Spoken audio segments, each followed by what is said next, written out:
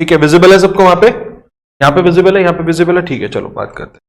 ठीक है, हमारा जो चैप्टर नंबर 2 है उससे हम अपने पार्टनरशिप की स्टार्ट कर रहे हैं। Change in PSR among existing partners. See क्या था, एक एग्जांपल से समझ लेते हैं। ए बी सी पार्टनर्स थे, रेशियो था 3:2:1, इसे बोलते हैं ओल्ड रेशियो। ठीक है, चेंज हो गया, जो न्यू रेशियो था वो हो गया इक्वल 1:1:1। ठीक है, तो आप देख रहे हो एग्जिस्टिंग पार्टनर्स के बीच में ही पीएसआर चेंज हुआ है। अगर पीएसआर चेंज हुआ है तो इस पीएसआर की वजह से कोई ना कोई पार्टनर गेन कर रहा होगा, कोई ना कोई पार्टनर सेक्रीफाइस कर रहा होगा, और हो सकता है कोई पार्टनर न्यूट्रलाइज भी कर जाए, ना चेंज हो, ना गेन हो, ना लॉस हो। ठीक है, तो चेक करने का कैसे तरीका है, हमें पता है, हमने किया हुआ है सॉन्ग, ये सॉन्ग हमें याद है कि हमें सेक्रीफाइस निकालना है तो ओल्ड माइनस न्यू, और गेन निकालना है तो न्यू माइनस ओल्ड। ठीक है, चलो अब यहां पे हम चेक कर लेते हैं, कोई भी एक से निकाल लेते हैं। मान लो हम सेक्रीफाइस रेशियो निकाल रहे हैं, हम एसआर निकाल रहे हैं और ए निकालते हैं। आप देखो ओल्ड माइनस न्यू करना है तो ओल्ड है क्या, उसका 3/6 है, और न्यू कितना है 1/3 है, तो क्या आएगा रेशियो, बताना जरा। एलसीएम कितना है भाई, देखो मेरी मैथ्स वीक है, तुम सब मैथ्स वाले हो। 6, यहां पे क्या आना चाहिए 1, यहां पे क्या आना चाहिए बोलो, 1/3 नहीं आएगा यहां पे, 1/3, मैं भी तो यही बोल रहा हूं ना, 1/3 नहीं आना चाहिए। 3 माइनस क्या आना चाहिए 2, दैट इज 1/6 आ गया। ए का सेक्रीफाइस, देखो हमने सेक्रीफाइस निकाला और पॉजिटिव आया तो इसका मतलब ए ने सेक्रीफाइस किया है। अगर हम सेक्रीफाइस निकाल रहे हैं और नेगेटिव आ जाता इसका मतलब ए गेन कर रहा होता। आई बात समझ में। चलो आगे बात करते हैं, बी की बात कर लेते हैं। बी का ओल्ड रेशियो क्या है 2/6 और न्यू रेशियो क्या है, क्या आना चाहिए यहां पे, मुझे तो कुछ ऐसा दिख रहा है यहां पे आता हुआ। सी का चेक कर लेते हैं, 1/3 1/6 माइनस 1 कितना आ रहा है, इसका मतलब जितना सी ने सेक्रीफाइस किया, सॉरी सी ए ने सेक्रीफाइस किया, सी ने उतना ही गेन कर लिया।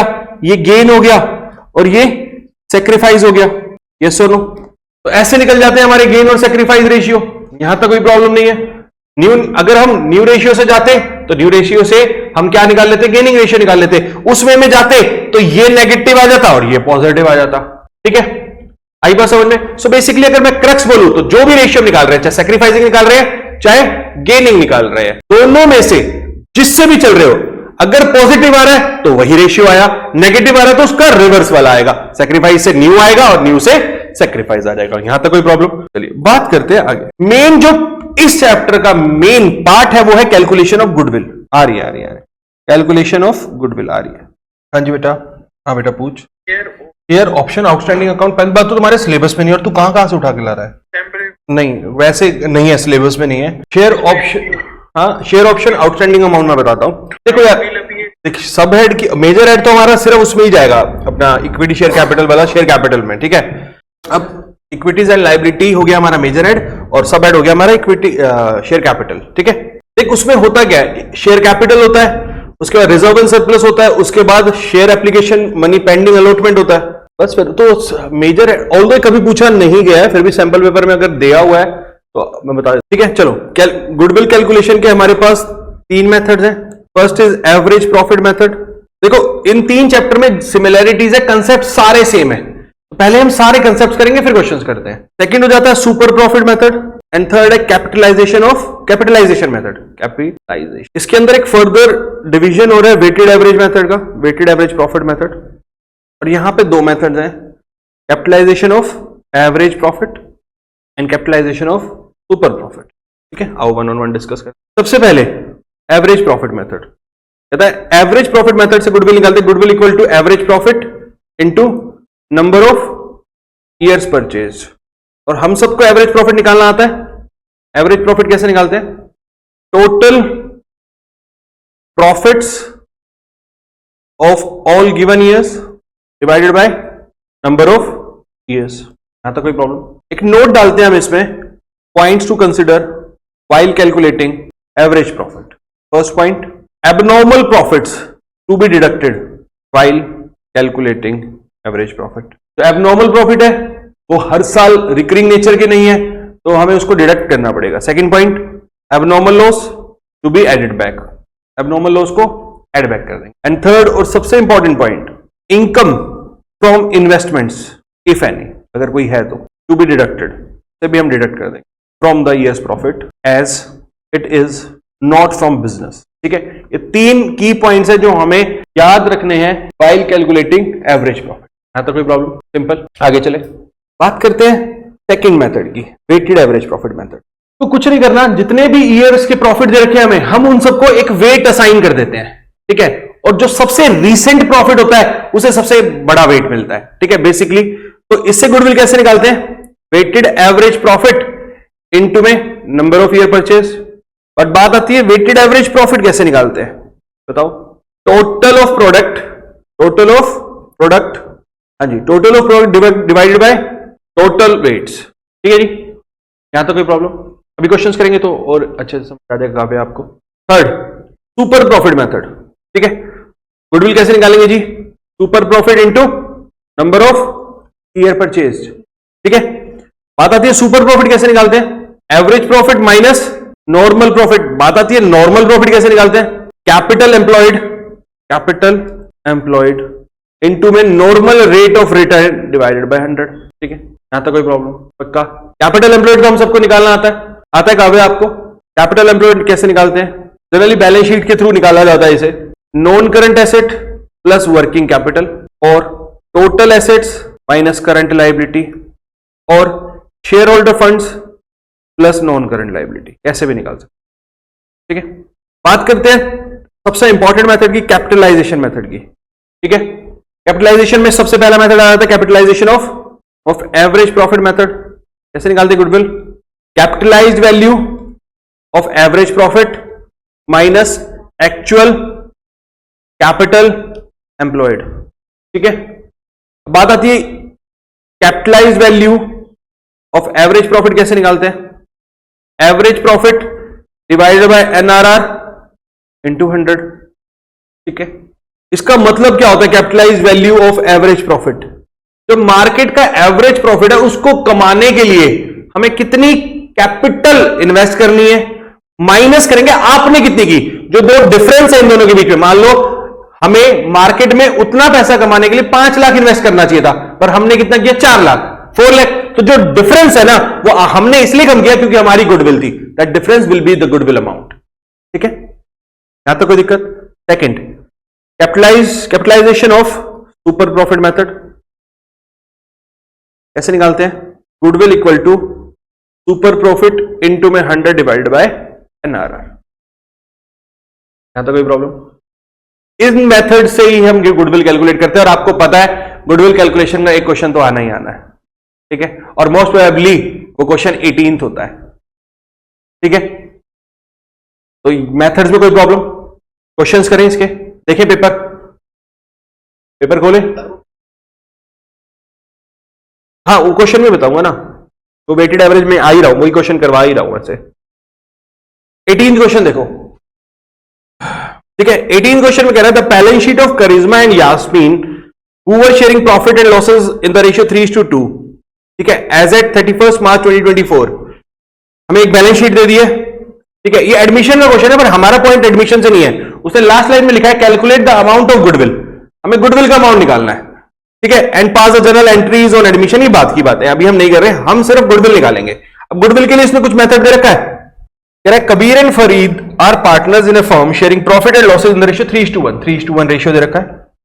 दे admitted Manik into the partnership for 1/4 of the share in the profits. Manik bought his share of goodwill in cash. ये बात की बात है, कह रहा है goodwill of the firm, main point ये है, the goodwill of the firm was valued eight on the basis of 2 year purchase of last 3 years average profit.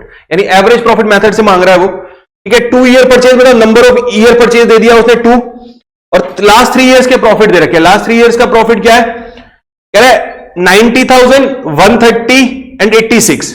ठीक है, तो गुडविल निकाल के बताओ। आप लोगों के सामने बुक्स होगी, उसमें इलस्ट्रेशन नंबर 8 ओपन करेंगे। इलस्ट्रेशन नंबर 8 आप लोगों के पास है जो बुक, कर लिया ओपन? रीड करूं मैं? अरे रीड, क्वेश्चन रीड कर रहा हूं मैं आपके साथ। कह रहा है it was agreed to calculate the value of goodwill of a firm at 3 year purchase of weighted average profit of last 4 years। ठीक है, गुडविल के लिए बोल रहा है उसने, वेटेड एवरेज प्रॉफिट मेथड से बोल रहा है। देखो सबसे पहले तो हम फॉर्मूला ही लिखते हैं। ठीक है, हाफ मार्क तो इस फॉर्मूले का मिलेगा आप लोगों को, into number of years purchase, यहां तक कोई प्रॉब्लम? अब उसने हमें नंबर ऑफ ईयर परचेज बोल दिया 3 और 4 ईयर के प्रॉफिट दे रखे हैं, हमें कुछ प्रॉफिट दे रखे हैं, वो बात की बातें आगे देखते हैं। मैं यहां और वेट्स भी असाइन है, चलो मैं साथ साथ ही लिखता हूं।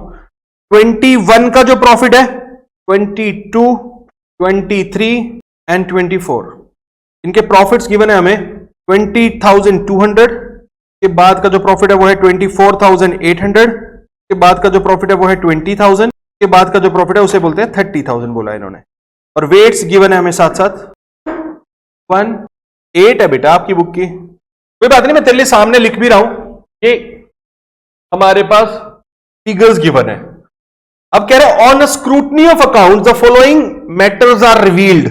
आओ साथ साथ मैं सॉल्यूशन बनाता हूं, यहां लगा रहा हूं मैं आपके लिए सॉल्यूशन और साथ साथ वो करेंगे। तो हम क्या, सबसे पहले हमें निकालना पड़ेगा, क्योंकि एडजस्टमेंट गिवन है तो एडजस्टेड प्रॉफिट निकालना पड़ेगा। कैलकुलेशन ऑफ एडजस्टेड प्रॉफिट, यहां पे मैंने 21 ले लिया, प्रॉफिट्स लिख लेता हूं सबसे पहले 1,000, 4,000, 8,000, ठीक है। अब स्क्रूटनी के बाद क्या पता चल रहा है, कह रहा है ऑन 1 दिसंबर 2022, 1 दिसंबर 2022 कौन से ईयर में फॉल कर रहा है, पहले तो ये बताओ कौन से वाले, इस वाले 23 में, ठीक है, इस ईयर के लिए बोला है, नेट डॉट लगा दिया। A major repair was made in respect of the plant incurring 6,000 which amount was charged to revenue। देखो एक मेजर रिपेयर किया गया मशीनरी का, यानी एक प्लांट का, तो उसको हमने रिपेयर अकाउंट में चार्ज कर दिया, ठीक है। The paid sum is agreed to be capitalized for goodwill calculation subject to adjustment of depreciation at the rate 10% on reducing balance method. कह रहा है कि गुडविल की कैलकुलेशन के लिए हमें उसे कैपिटलाइज करना है, और कैपिटलाइज करना है तो साथ साथ 10% का डेप्रीशिएशन भी लगाना है और WDV मेथड। तो सबसे पहले तो मैं यहां से जो मेरा एक्सपेंडिचर रिवेन्यू चार्ज हुआ था उस ईयर में मेरा प्रॉफिट कम हो गया होगा, ठीक है, तो मैं वापस उसको ऐड बैक कर दूं, ऐड कैपिटल एक्सपेंडिचर, ठीक है। इस ईयर में था कितना, 6,000 मैंने ऐड कर दिया। अब इसी ईयर में डेप्रीशिएशन भी लगेगा, plus depreciation eight the rate 10% WDV। अब ये जो एसेट है ये परचेज किया गया है 1 दिसंबर 2022 को, तो उस ईयर में कितने पीरियड के लिए रहा, 4 मंथ्स के लिए रहा। तो जो 10% पे हम डेप्रीशिएशन लगा रहे हैं वो हमें 4 मंथ्स के लिए लगाना है। तो हमारा डेप्रीशिएशन कितना आ जाएगा, 200 रुपीज। कैसे आया, 6,000 इंटू 10% 600 इंटू 4/12 दैट इज 200, यहां पे आ गया मेरा 200। अब इस एसेट की वैल्यू कितनी बच गई, 5,800 बच गई। तो अब ये डेप्रीशिएशन नेक्स्ट ईयर भी लगना है, 5,800 पे 10% कितना हो जाएगा, 580। तो ये भी डेप्रीशिएशन यहां से भी कैलकुलेट, यहां पे भी लग, यहां तक कोई प्रॉब्लम, फर्स्ट एडजस्टमेंट डन, यहां तक कोई प्रॉब्लम जी, रेवाड़ी प्रॉब्लम? हाँ बेटा, बेटा इसके साथ सारे टॉपिक्स ही चल रहे हैं। अब गुडविल के बाद हम वही सारे टॉपिक करेंगे, एक्यूमुलेटेड प्रॉफिट का treatment, revaluation account, WCR, IFR, common topics है, सारे एक साथ ही कर रहे हैं, साथ ही चल रहे हैं ना बेटा। At the end of the day हमें तो टॉपिक्स रिवाइज करने हैं ना, क्वेश्चन तो आपके साथ आप करेंगे ही। चलो नेक्स्ट एडजस्टमेंट की बात कर रहा हूं, जो फलक तेरा वाला डाउट है वो आ रहा है। The closing stock for the year ending 31 मार्च 2022, इस ईयर की बात कर रहा है, ठीक है। कौन सी ईयर की बात कर रहा है, इस ईयर की बात, ठीक है। इस ईयर की क्लोजिंग स्टॉक की बात कर रहा है, वॉज ओवर वैल्यूड बाय 2,400। इस ईयर का क्लोजिंग स्टॉक 2,400 से ओवर वैल्यू है। देखो ट्रेडिंग अकाउंट दिमाग में लगाते हैं, ये मेरा ट्रेडिंग अकाउंट, इस तरीके से बनता है मेरा ट्रेडिंग अकाउंट। यहां पे मेरा बाय क्लोजिंग स्टॉक आता है, ये मेरा 2,400 से ज्यादा है, क्या मतलब मेरा जीपी भी ज्यादा आया होगा 2,400 से ही, यस और नो? तो जो कि नहीं आना चाहिए था। तो जिस ईयर में क्लोजिंग स्टॉक ओवर वैल्यू होता है उस ईयर के प्रॉफिट को हमें कम करना। आई बात समझ में फलक? बताओ, लेस क्लोजिंग 2,400, आता कोई प्रॉब्लम? बेटा अगर इस ईयर का क्लोजिंग स्टॉक ओवर वैल्यू है तो नेक्स्ट ईयर का ओपनिंग स्टॉक भी ओवर वैल्यू हो जाएगा। तो अगले साल का जब मैं ट्रेडिंग बनाऊंगा कुछ इस तरीके से, यहां पे मैं लेता हूं ओपनिंग स्टॉक, तो ये भी 2,400 से ओवर वैल्यू हो जाएगा। तो इसकी वजह से मेरा जीपी लेस हो जाएगा, यस और नो? इसकी वजह से इस ईयर में यानी नेक्स्ट ईयर में मुझे 2,400 से अपने प्रॉफिट को बढ़ाना पड़ेगा। ये 2,400 इस ईयर में ऐड हो जाएगा, ऐड ओवर वैल्यूएशन ओपनिंग 400 का कोई प्रॉब्लम? लास्ट एडजस्टमेंट बोल रहा है, फलक पॉइंट समझ आ गया? Very good. To cover the management cost an annual charge of 4,800 should be made for the purpose of valuation of goodwill. तो हर साल एक हमें मैनेजमेंट कॉस्ट डालनी है, डाल देते हैं, लेस मैनेजमेंट कॉस्ट। तो अब हमारे पास प्रॉफिट आया, ये आएगा हमारा एडजस्टमेंट आ रहा है 15,400, ठीक है। सेकेंड ईयर का कितना आ रहा है 17,600 शायद, थर्ड ईयर का कितना आ रहा है 23,400, लास्ट ईयर का कितना आ रहा है 24,620 आ रहा है। चलिए आगे, एडजस्टेड प्रॉफिट आ गया। अब हम वेटेड एवरेज प्रॉफिट निकाल लेते हैं। Calculation of weighted average profit, profit कितने कितने हैं 15,400, 17,600, 23,400, 24,600। रेट्स क्या है हमारे 1 2 3 और प्रोडक्ट क्या आ जाएगा 3,400, 35,200, 70,200, लास्ट आ जाएगा 98,400 एंड ठीक है। तो मेरा वेटेड एवरेज प्रॉफिट क्या आ जाएगा 219,280 डिवाइडेड बाय 10, 21,928 आ गया। गुडविल क्या हो जाएगी मेरी 21,928 इंटू में 3 दैट इज 65,780। आगे एक क्वेश्चन कैपिटलाइजेशन का करते हैं, कैपिटलाइजेशन ऑफ एवरेज प्रॉफिट करें। इलस्ट्रेशन नंबर 19 पे आ जाएंगे सब। क्या मैं आपके सामने लिख देता हूं। कह रहे हैं हमें गुडविल कैलकुलेट करनी है बाय दोनों मेथड से, capitalization of average profit, capitalization of super method से करनी है। डेटा के वर्णन क्या है, कह रहा है इवन तीसरे मेथड से भी कर ही लेते हैं। कह रहा है 3 years purchase of super profit, तीनों मेथड से कर। ठीक है, मिल गया क्वेश्चन सबको, अव्या मिल गया। आपके में शायद हो सकता है 20th हो क्या। From the following information calculate goodwill on the base first on the basis of capitalisation of average profit, on the basis of capitalisation of super profit. मिला, चले आगे। डेटा क्या गिवन है हमें, फर्स्ट कह रहा है टोटल एसेट्स गिवन है हमें 10 लाख रुपीस के, एक्सटर्नल लाइबिलिटी गिवन है हमें 1,80,000 की, एनआरआर गिवन है हमें 10%, और फोर्थ हमें गिवन है average net profit, average net profit last 5 year 1 lakh. 1 on 1 निकालते हैं, कैलकुलेट करते हैं। करें स्टार्ट। सबसे पहले बात कर रहा है वो गुडविल हमें निकालने के लिए बोला है उसने, capitalisation of average profit method से। तो कैसे निकालते हैं, capitalise value of average profit minus actual capital employed. हम कैपिटल एम्प्लॉयड निकाल लेते हैं सबसे पहले। तो total asset minus external liability 10 lakh minus 1,80,000 है 8,20,000। अब निकालते हैं capitalise value of average profit. Average profit हमें ऑलरेडी गिवन है, कैसे निकालते हैं, एवरेज प्रॉफिट इनटू में 100 divided by NRR. 1 lakh given है एवरेज प्रॉफिट, इनटू में 100 divided by 10 that is 10 lakh आ रहा है। गुडविल क्या हो जाएगी, देखो इसका मतलब क्या हुआ, सबको 10 लाख रुपए लगाने थे 1 लाख कमाने के लिए, और हमने कितने लगाए 820। ये हमारी गुडविल का, ठीक है। गुडविल हो जाएगी हमारी capitalised value of 10 lakh. Problem next चले, सुपर प्रॉफिट से निकाल ले। गुडविल इक्वल टू क्या हो जाएगा, सुपर प्रॉफिट इनटू में 100 divided by NRR.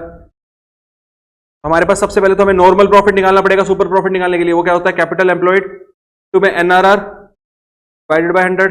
Capital employed हमारे पास ऑलरेडी हमने 820 निकाल ही ली है, टू एनआरआर कितना है मेरा 10 डिवाइडेड बाय 100 दैट इज 2,000 आ जाएगा। एवरेज प्रॉफिट मेरे पास कितना है, पर profit equal to average profit by minus normal profit, और एवरेज प्रॉफिट मेरे पास है 1 लाख और नॉर्मल प्रॉफिट है मेरे पास 82,000। मेरा सुपर प्रॉफिट क्या आ जाएगा 18,000 आ रहा है, ठीक है। फिर क्या हो जाएगी मेरी 1,000 divide by 10 that is 1 lakh. कोई प्रॉब्लम आगे, थर्ड पॉइंट हो गया तुम लोगों का भी। गुडविल बाय सुपर प्रॉफिट, तो सुपर प्रॉफिट इनटू में number of year purchase. Super profit मेरा ऑलरेडी 18,000 आया है, नंबर ऑफ ईयर परचेज उसने 3 बोला हुआ है, क्या बोला 3 बोला है ना, आ जाएगा 50 गुडविल, ठीक है। हाँ तो कोई प्रॉब्लम, अब मैं उड़ के थोड़ा ना कराऊंगा, मेरा हाथ है, रोबोट थोड़ी ना हूं। तुझे अगर आता है तू आगे चल। अब वही बात है, तू मैं एक क्वेश्चन करा रहा हूं, तू 5 कर इसी टाइम पीरियड में। मैं तो नॉर्मल सबको देख के चलूंगा ना यार। फलक तो फलक है ना, फलक की बात कौन कर सकता है यार, ये नहीं फलक। यहां भी क्लास चल रही है, पास मत कर।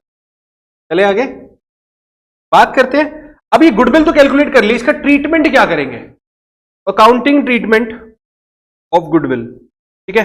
When there is change in PSR, PSR change हुआ है तो गुडविल कैलकुलेट किया, उसका ट्रीटमेंट क्या करेंगे। और ये सिमिलर रहेगा अगर वाइल एडमिशन और वाइल रिटायरमेंट, ठीक है। तो एक चीज निमांश क्यों छोड़ के चला गया हमें, निमांश? चलो एक एग्जांपल से समझते हैं, ध्यान से सुनना। मान लो, अज्यूम करना मेरे पास वैल्यू ऑफ गुडविल है, अभी जो हमने निकाली थी उसी वे से हमने निकाल ली, वैल्यू ऑफ गुडविल आ गई 1 लाख रुपीज, ठीक है। और 3 पार्टनर्स हैं ए, बी एंड सी। इनका ओल्ड रेशियो गिवन है 5:4:1 एंड न्यू रेशियो गिवन है 9:6:5। तो हम सबसे पहले सेक्रीफाइस और गेन निकाल लेते हैं। सेक्रीफाइस और गेन ए, ठीक है। Old ratio minus new ratio, 5/10 minus 9/20, 4/10 minus 6/20 and 1/10 minus 5/20। क्या आएगा? 20 एलसीएम आ जाएगा, 10 माइनस 9, 20 फिर से एलसीएम आ जाएगा, 8 माइनस 6, 20 फिर से एलसीएम आ जाएगा, 2 माइनस 5, सॉरी। यहां पे क्या आ रहा है मेरा?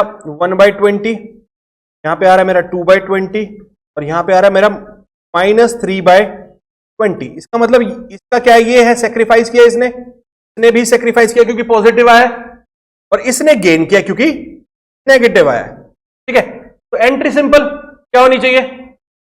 Gaining partners capital account debit to sacrificing partner. जिसने गेन किया उससे पैसा लेंगे, जिसने सेक्रीफाइस किया उसको पैसा दे देंगे, ठीक है। तो एंट्री क्या होती है? यहां पे लिख देता हूं मैं आपको, पहले एंट्री का मतलब समझा देता हूं।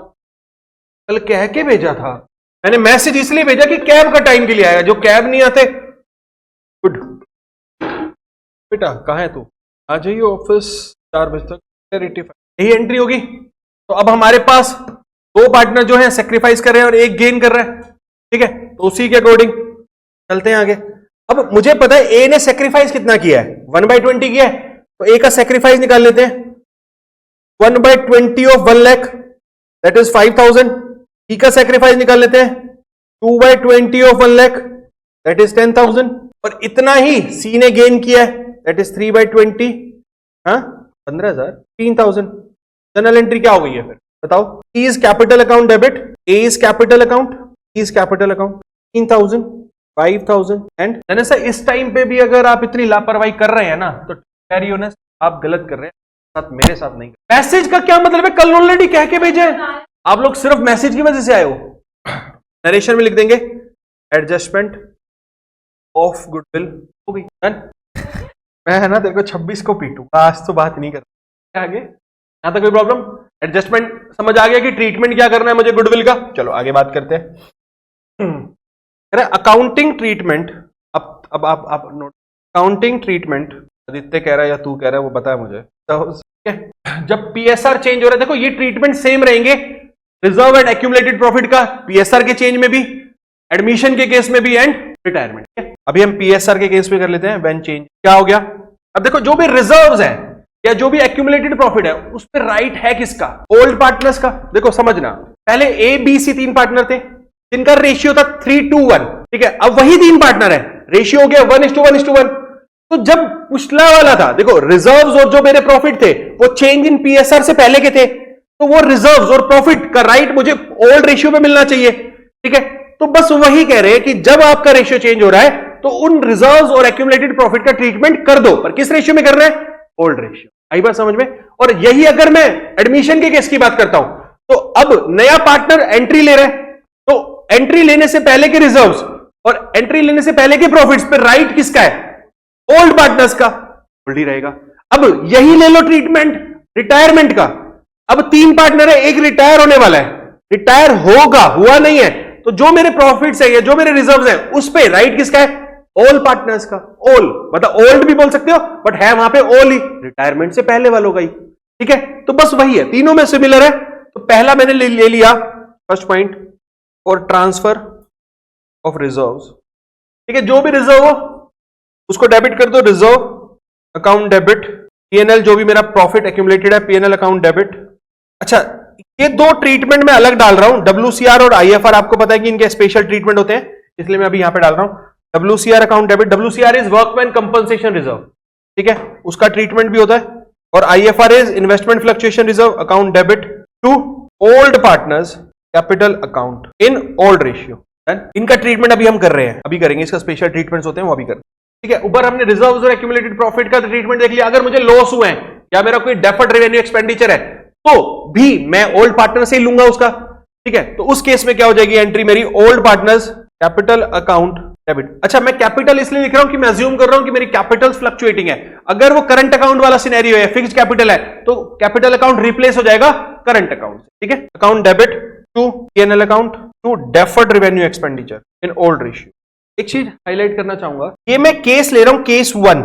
ठीक है, जब मैंने डिसाइड किया है कि मैं रिजर्व्स और एक्यूमुलेटेड प्रॉफिट को ट्रांसफर करूंगा। ठीक है, when reserves accumulated profit are to be transferred capital. एक केस वो भी होता है जब हम डिसाइड करते हैं कि यार हम इसे ट्रांसफर नहीं करेंगे, तो हम फिर इसे गेनिंग सेक्रीफाइस में ही बांट देते हैं।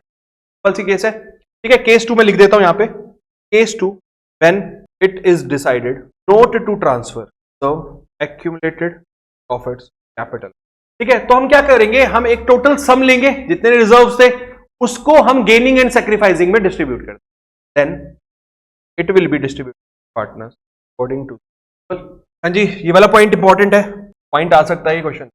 चले आगे, हेडिंग डालेंगे ट्रीटमेंट ऑफ WCR। क्योंकि केस में सेम रहेगा ये ट्रीटमेंट। बेटा क्या होता है, देखो WCR क्यों बनाया जाता है, कल को काम करते टाइम वर्कमैन को हमें कुछ कंपनसेट करना चाहे, क्योंकि उनके साथ कुछ मिसहैपनिंग होगी वर्किंग के टाइम पे, तो हम उन्हें कंपनसेट करते हैं। एक रिजर्व ऑलरेडी क्रिएट करके रखते हैं। ठीक है, ये रिजर्व इसलिए क्योंकि ये नॉन लाइबिलिटी के लिए। सही बात समझ में? चलो बात करते हैं केस 1, इसका case 1 when there is no liability. यार के अगेंस्ट कोई लाइबिलिटी, सारा का सारा डिस्ट्रीब्यूट कर दूंगा पार्टनर्स में इन ओल्ड रेशियो। एंट्री हो जाएगी WCR account debit partners capital account. ठीक है, इन old ratio. Case 2 when liability is less than WCR। Liability तो है पर रिजर्व से कम है। एग्जांपल के लिए ले लेते हैं, WCR है मेरा 1 लाख एंड लाइबिलिटी है 40,000 की। ABC पार्टनर है, इक्वल शेयर है, क्या होगा WCR अकाउंट डेबिट, तो WCR तो पूरा 1 लाख से जाएगा ही जाएगा। जितने की लाइबिलिटी है ना काव्या, वो हम डाल देंगे वर्कमैन कंपनसेशन क्लेम में, क्लेम खड़ा कर देंगे और ये हमारी बैलेंस शीट में लाइबिलिटी बन जाएगा जब तक हम उसको पे ऑफ नहीं कर देते। To workman compensation claim account, यानी शॉर्ट में लिखा है, आप शॉर्ट में नहीं लिखा। वर्कमैन कंपनसेशन क्लेम कितना 40,000 to old partners old ratio. ठीक है, case capital account capital account capital account 1000। Tick वाले क्वेश्चंस को गो थ्रू करो, क्वेश्चन सैंपल पेपर से करो। टिक वाले क्वेश्चन तो तुम 2-3 बार कर चुके हो यार, गो थ्रू कर लो उसको रिवीजन पर्सपेक्टिव से। तुम्हें भी तो टिक करवाए हुए हैं ना क्वेश्चन, तो गो थ्रू करो और फिर उससे करना सैंपल पेपर, कॉन्फिडेंस आ जाएगा। और पिछला अभी जो CBSE वाला सैंपल पेपर था हम ऑलरेडी एक बार सॉल्व कर चुके हैं, पर अभी आपने आजकल में देखा है उसको। चले आगे, केस नंबर 3 आ सकता है। सैंपल पेपर एक स्टैंडर्ड पेपर होता है, कोडिंग पेपर 90, 1, 1, 10 हो सकता है, 10% नीचे और 10% आप सैंपल पेपर पूरा करेंगे। Case 3 when claim is equal to WCR। ठीक है, 1 लाख का क्लेम था, 1 लाख का WCR है। एंट्री क्या हो जाएगी, WCR account debit to WCC problem. Case 4 last case when claim is more than WCR। Sample के लिए WCR है 1 लाख रुपीज, क्लेम है 1,30,000, पार्टनर है इक्वल रेशियो। क्या करेंगे, सबसे पहले तो WCR debit revaluation account debit, WCR account debit, हम अपनी लाइबिलिटी को रिवैल्यू कर दें। WCR account debit valuation account debit WC 1,00,000। Revaluation का जो लॉस है किससे बियर करवाएंगे, पार्टनर से, किस रेशियो में, ओल्ड। क्या तो A is capital account debit capital account debit capital account debit 2,000। तो कोई प्रॉब्लम है तो IFR बिल्कुल सेम है, IFR के केस में भी होता है। IFR कराना है अलग से कराऊं क्या रेवाड़ी, बोलो? हाँ तो बोल दो यार, हो गए हैं सब। चले आगे, आगे बात करते हैं हम लोग रिवैल्यूएशन अकाउंट। रिवैल्यूएशन अकाउंट का नेचर पता क्या होता है, नॉमिनल। ठीक है, फॉर्मेट। ठीक है, क्या करना चाहिए अब देखो, रिवैल्यूएशन में क्या रिवैल्यू हो सकता है, या तो एसेट रिवैल्यू हो सकता है, लाइबिलिटी। केसेस क्या है मेरे, आओ केसेस देखते वाले। एसेट या तो इंक्रीज हो जाएगा या डिक्रीज हो जाएगा काव्या, लाइबिलिटी या तो इंक्रीज हो जाएगी या डिक्रीज हो जाएगी। किन दो से बेनिफिट और किन दो से मुझे नुकसान है, एसेट के इंक्रीज होने से मुझे बेनिफिट है, लायबिलिटी के डिक्रीज होने से मुझे बेनिफिट है, एसेट के डिक्रीज होने से मुझे लॉस है, लायबिलिटी के इंक्रीज होने से मुझे लॉस है। तो जो बेनिफिट है वो नॉमिनल अकाउंट में कौन सी साइड जाते हैं? Credit side, by increase in asset, by increase in liability, ठीक है। और लॉसेस कहां जाते हैं मेरे? Debit side, to increase in liability, to increase in asset. ये चार आइटम तो ये हो गए, दो आइटम और आते हैं इसमें, वो क्या है? अनरिकॉर्डेड एसेट और अनरिकॉर्डेड लायबिलिटी। अनरिकॉर्डेड एसेट, ऐसे कुछ एसेट जो मेरे रिकॉर्ड करने रह गए, या लायबिलिटी। अब मेरे एसेट अनरिकॉर्ड करने रह गए, तो उससे अब मैं रिकॉर्ड करने जाऊंगा तो मुझे बेनिफिट है, नुकसान है? बेनिफिट। फिर यहां चला जाएगा बाय अनरिकॉर्डेड टू अनरिकॉर्डेड। इस 6 आइटम्स के अलावा रिवैल्यूएशन अकाउंट में और कुछ नहीं आता है।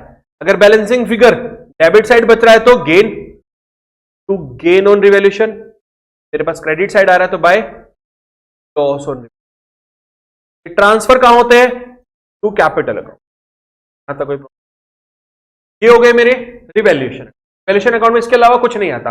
अगर मैं बोलूं कि इसकी जर्नल एंट्री करनी है मुझे, तो क्या होगी? First, increase in value of asset debit to revaluation. Asset कौन सी साइड इंक्रीज होता है? Debit side. Asset account debit to revaluation account.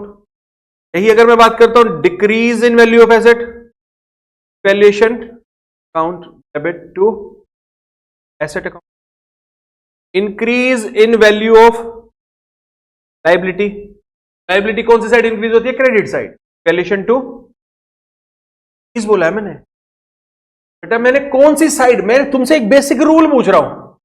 Liability increase कौन सी साइड होती है? क्रेडिट साइड होती है। तो एंट्री तो यही होगी, रिवैल्यूएशन टू। अरे साइड वो वाले रूल, क्लियर रूल की बात कर रहा हूं यार, पता इंक्रीज इन लायबिलिटी टू, ठीक है। देन अनरिकॉर्डेड एसेट है तो रिकॉर्ड करने जाएंगे, होता है unrecorded account debit, and unrecorded liability है तो अकाउंट डेबिट, ठीक है। अगर गेन हुआ है तो gain on revaluation, valuation to partners capital account. और अगर लॉस हुआ है तो पार्टनर्स कैपिटल अकाउंट। हाँ जी, क्वेश्चंस करे कुछ अच्छे से? बहुत अच्छा क्वेश्चन कराता हूं तुम्हें। इलस्ट्रेशन नंबर 39, ओल्ड बुक के अकॉर्डिंग 39 कर रहे हैं हम, तो सारे टॉपिक्स कवर हो जाएंगे हमारे। क्वेश्चन रीड कर रहा हूं आपके साथ, समरी बनाऊंगा। कह रहे एबीसी पार्टनर्स है, रेशियो है 3:3, ठीक है। इसी के अकॉर्डिंग चलेगा। ये क्वेश्चन कर लिया तो ये समझो कि तुम्हारा एक बेस सेट हो गया, उसके बाद आप कर सकते हो। मैं ज्यादा टाइम आप लोगों का इसलिए नहीं लेना चाहता, आपकी अब सेल्फ प्रैक्टिस में। कंसेप्ट हमने रिवाइज किए। बैलेंस शीट गिवन है हमें, कैश दे रखा है एट बैंक 7,000, डेटर्स है मेरे पास 1,000, सामने लिख भी रहा हूं, देख सकते। स्टॉक है मेरे पास 1,20,000, मशीन है मेरे पास 1,59,000, बिल्डिंग है मेरे पास 2, टोटल है 5,60,000, क्रेडिटर्स हैं 4,000 के, जनरल रिजर्व दे रखा है 36,000 का, और कैपिटल अकाउंट है। बात है जिसको जानना था चल, जाने वाले को पाया है टैक्स 60। अब सुनना, ये एक बैलेंस शीट गिवन है आपको, आगे क्या कहना चाह रहा है सुनना। कह रहा है अब जो न्यू रेशियो है ना 1 अप्रैल से न्यू रेशियो हो जाएगा 4:3:2, ठीक है। अब कुछ चीजें डिसाइड की गई हैं। कह रहा है स्टॉक की जो वैल्यू है ना, स्टॉक की वैल्यू हो जाएगी 1,10,000, अभी कितनी थी? 120 थी, यानी स्टॉक डिक्रीज हो रहा है, डिक्रीज इन एसेट, ठीक है। उसके बाद उसने बोला जो मशीन है ना, मशीन को 10% से डेप्रीशिएट कर देना, तो ये भी डिक्रीज हो जाएगा। थर्ड कह रहा है प्रोविजन बनानी है हमें, डाउटफुल डेट की @5% बना देंगे। प्रोविजन मेरे एसेट को डिक्रीज ही करती है, ठीक है। उसके बाद कह रहा है बिल्डिंग को एप्रिशिएट कर देंगे 20% से, ठीक है। उसके बाद कह रहा है liability of 2,500 included in creditors is not likely to arise, मतलब क्रेडिटर्स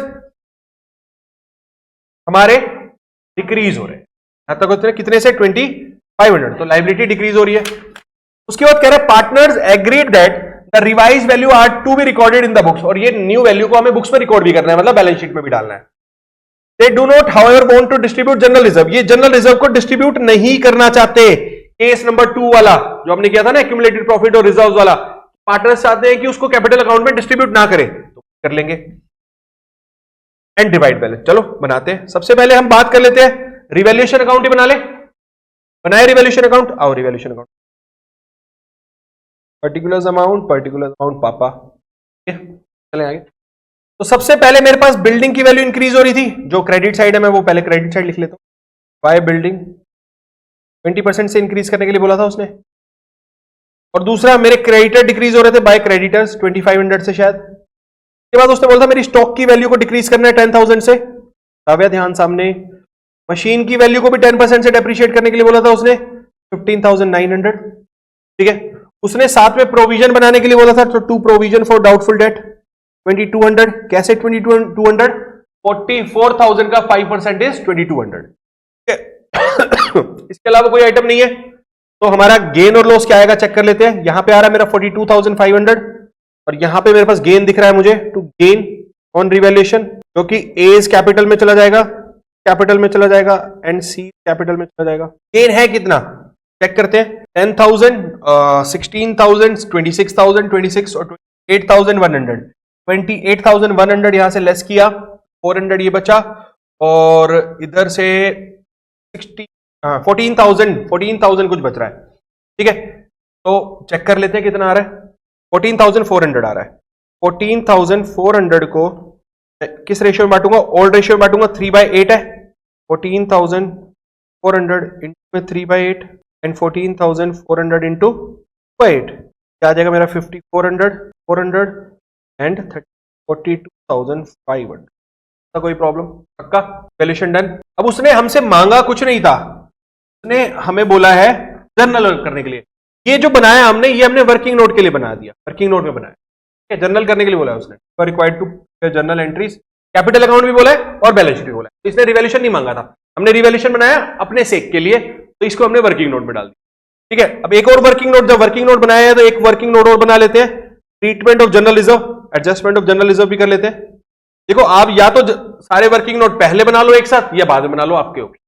ठीक है, अब मेरा ओल्ड रेशियो क्या था, 332, और न्यू रेशियो क्या है, 432। सेक्रीफाइस और गेन निकाल लेते हैं। ए है 3/8 minus 4/9, 2/8 minus 3/9, 2/8 minus 2 by, LCM क्या आ जाएगा मेरा 72। ये हो रहा है मेरा 24 माइनस 4 माइनस, हाँ तो 27 माइनस 32 होगा ना, 27 माइनस 32 यानी -5/72 गेन हो गया। इसका मतलब यहां पे है 27 माइनस 24, 3/70, ये हो गया सेक्रीफाइस।